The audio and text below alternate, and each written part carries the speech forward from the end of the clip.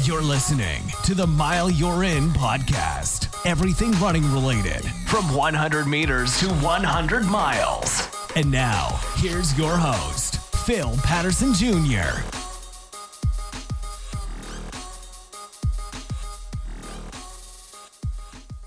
What's going on, everybody? Welcome back to another episode of the Mile You're In podcast. Forgive me for the inconsistency lately. I'm doing my best to stick to the goal that I set out this year, but things lately have been a little inconsistent, and I'm doing my best to be flexible and still make this work. So here I am recording this. I just finished a 5-mile run, so I'm a little tired, but I'm here putting in the work because I had a message I really wanted to share with y'all, and I didn't know how much time I would have the rest of the week to get this out, so I just want to put it out now. And again, forgive me for the inconsistency. Before I get started, as always, shout out to Mr. Anonymous for continuously supporting the show through Patreon, and the link is in the show notes if you want to do the same, or you could support through Spotify, whatever means you feel. Getting right into it, I've been in a relationship for a couple of months now, and we finally had one of those talks. Those talks where one of you will share with the other something that you don't like that happened or something that was said. Now, those conversations in the past would have brought out the defensive side of me. They would have triggered my immaturity, and the result would have been bad. The new me listened, acknowledged, took accountability, and apologized. You see, it's not always something major. Many times it's going to be something minor that your partner doesn't like and would prefer you to change. But if we're not mature and willing to listen and be open-minded, we handle it incorrectly, and then it becomes bigger and worse than it should have. I was watching the docuseries on Netflix called Sprint, and I watched it with my girlfriend. And while I was watching it, during the parts where Shelly Ann Fraser-Price and Elaine Thompson-Herah left their coach, it made me think of how if things don't change or get better, we tend to look for other options. Now, this doesn't mean to go cheat, and it's definitely not to encourage someone to just move on right away, because in their case, they'd been with their coach for a long time and achieved a lot of success, but they felt it was time for a change. Seeing the relationship between them and the coach showed me how that relationship can be similar to a romantic relationship. Now, obviously, the decision to switch coaches is a lot easier than switching romantic partners, especially if you're married, but there are many other aspects of these relationships that are similar, and I'd like to break them down. Starting with communication. With coaches and athletes, there's clear and open communication, which is vital. They discuss goals in the beginning, constantly discussing progress and setbacks along the way. And this helps set and confirm expectations and what's needed to meet them. In relationships, effective communication is key to understanding each other's needs, desires, and concerns. We can't expect our partner to read our minds. It's usually easy to notice a mood change, but communication opens the doors to the root cause and how to fix it. What I thought was wrong was not. And us having the conversation helped me understand there was a misunderstanding on my end. And now knowing we can have those conversations helps make it easier to have them going forward. And it sets the tone of how it should be handled and how well it can go when it is handled maturely. Then there's trust.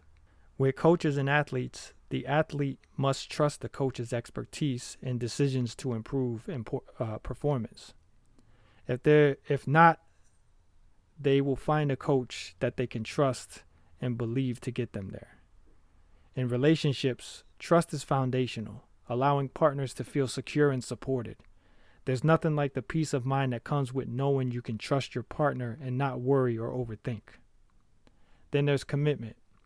With coaches and athletes, both parties must be dedicated to a long-term training regimen and goals. If you aren't getting the attention and support needed, you will feel that the relationship is one-sided, and you'll feel that you're not valued or respected. In a relationship, commitment to that relationship helps partners navigate challenges and grow together.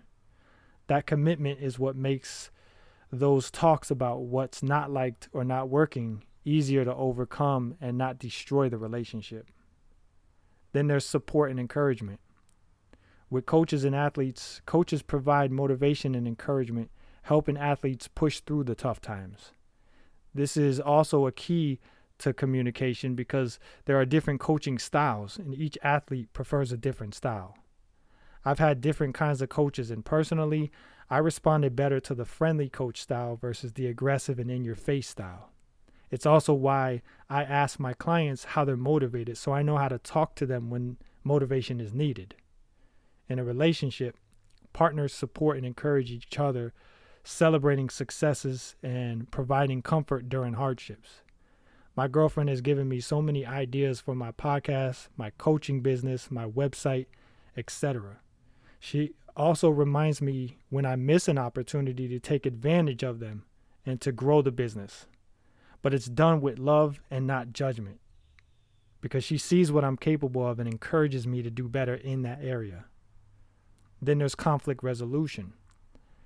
With coaches and athletes, disagreements about training methods or goals require negotiation and compromise. This goes back to the goals and what was agreed on in the beginning.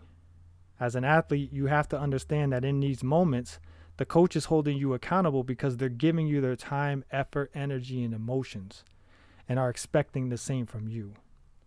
In relationships, couples must work through conflicts and find resolutions that respect both parties' feelings and needs. The conversation my girlfriend and I had showed me that I have grown and matured since my previous relationship.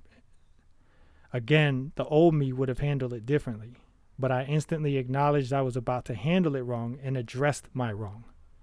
But it also helped with the way she communicated it to me. She didn't yell or raise her voice with me, and I never felt attacked, which helped because it kept my defense mechanism at bay. Then there's growth and improvement. Coaches and athletes, with that relationship, there's a lot of focus on the athlete's development and achieving peak performance. Again, you're trusting your coach to get you to where you want to be and also keep you there. In a relationship, healthy relationships promote personal growth and mutual improvement. We should all want a romantic partner that's going to add value to us in our life, make us better in every way. I've mentioned it before. You want someone that's going to complement your life and not complicate it. And then there's accountability. Coaches and athletes, they hold each other accountable to their training schedules and performance goals. Athletes can tend to make excuses or want sympathy. Now, sometimes the excuses are valid, and the wanted sympathy is received with empathy and understanding of the situation. Coaches need to know their athletes personally, not just professionally. In relationships, partners hold each other accountable to their commitments and promises within the relationship. In the beginning, my girlfriend and I expressed our end goal. On the apps, there's a reason they give you the option to put if you want something casual, short-term, long-term, or with marriage in mind. Once agreed upon, if things seem off, one will remind the other of the end goal and help keep them focused on that. Then there's sacrifice. With coaches and athletes, both may need to make sacrifices such as time and effort to achieve success. You've agreed to the goal and to work together to accomplish it. So you have to be committed to work together and give the other true, full, and unconditional effort. In relationships, partners often make sacrifices for the well-being and happiness of the other. We can tend to be selfish and take more than we give in a relationship. If you want it to work, you have to be more selfless and less selfish.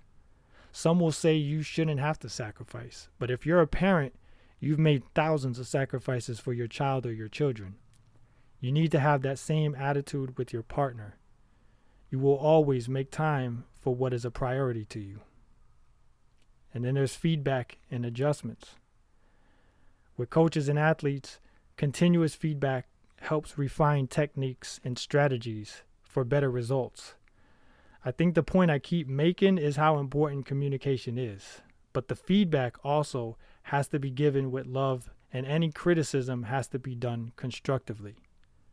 In relationships, honest feedback helps partners adjust behaviors and improve the relationship. Without communication, none of this can take place. But again, the discussion has to be done with love and with the desire for the adjustments to be made for both to be happy and stay on course towards the main relationship goal. The feedback from my girlfriend was done with love and respect, which made me consider making the adjustments, and it made it easier and done without any resistance. Lastly, shared visions and goals. With coaches and athletes, they share a vision of success and work together and collaborate to reach it. You're not going to hire a coach that doesn't agree with your goals or believe it's impossible. They're not going to be all in, and it's not going to work. They may still coach you, but you'll most likely end up getting hurt physically because of their lack of knowledge. In relationships, couples often share long-term goals and work together to achieve them. Again, if you want marriage and they just want a friend with benefits, or they don't believe in marriage, it's not going to work. You'll just end up getting attached, maybe even falling in love, thinking you can change their mind, only to end up hurt emotionally. So with all this said, just like you want to work for a boss that's going to support you as an employee, just like you as a student will want a teacher or a counselor that's going to get the best education for you. Just like if you hire a therapist, you're going to want them to help you heal and grow. Just like those examples, in a relationship, romantically, you're going to want a partner that aligns with your relationship goals and will love and support you unconditionally and be your biggest fan. So until the next episode, consider the team you're on and if it's the right one. If it's not, it may be time for a change. If it is, make sure to acknowledge it with them and let them know how grateful you are to be on the team with them and only them. Thanks for listening to the Mile You're In podcast. If you enjoyed it, make sure to like, share, and subscribe.